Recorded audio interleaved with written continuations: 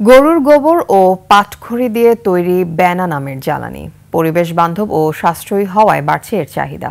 খামারের পাশাপাশি বেনা বিক্রি করে বাড়তি আয় করছেন খামারিরা। মাদারীপুর প্রতিনিধি নজরুল ইসলাম পলাশের তথ্যচিত্রে ডেস্ক রিপোর্ট। গরু বা মহিষের গোবরের সাথে ধানের তুষ মিশিয়ে পাটখড়ি দিয়ে রোদে শুকিয়ে তৈরি করা হয় বেনা। জ্বালানির বিকল্প হিসেবে জুড়ি নেই এর। মাদারীপুরের গরু খামারিরা এই বেনা তৈরি করে যেমন নিজেরা জ্বালানির যোগান দিচ্ছেন, তেমনি এগুলো বিক্রি করে করছেন বাড়তি আয়। মাত্র 100 বেনা দিয়ে একটি ছোট্ট পরিবার প্রায় 1 মাসের রান্না করতে পারে। আর 100 বেনা বিক্রি হয় মাত্র 150 টাকা থেকে 200 টাকা পর্যন্ত।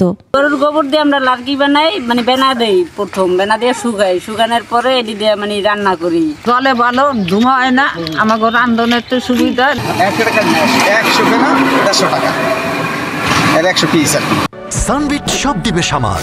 সানবিট ম্যাজিক প্রেস ডিশওয়াশিং এর মাথা ঘোরানো সলিউশন।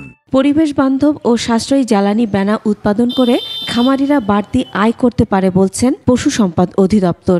এটা যদি আসলে আমাদের জ্বালানির পারপাস এটা যদি ব্যবহার করতে পারি, তাহলে বিশেষ করে যারা ব্যবহারকারী তারাও সাশ্রয়ী হবে, আর যারা খামারি এই জিনিসটা তারা বিক্রি করে তারাও লাভবান হবে। বেনা দিয়ে রান্না করলে ধোয়া হয় না, পরিবেশ বান্ধব ও রান্নায় কোনো কালি পড়ে না। দ্রব্যমূল্যের জ্বালানির বাজারে দামে সাশ্রয়ী হওয়ায় দিন দিন বাড়ছে এর জনপ্রিয়তা। Masum আলিসা, desk report, 21 television.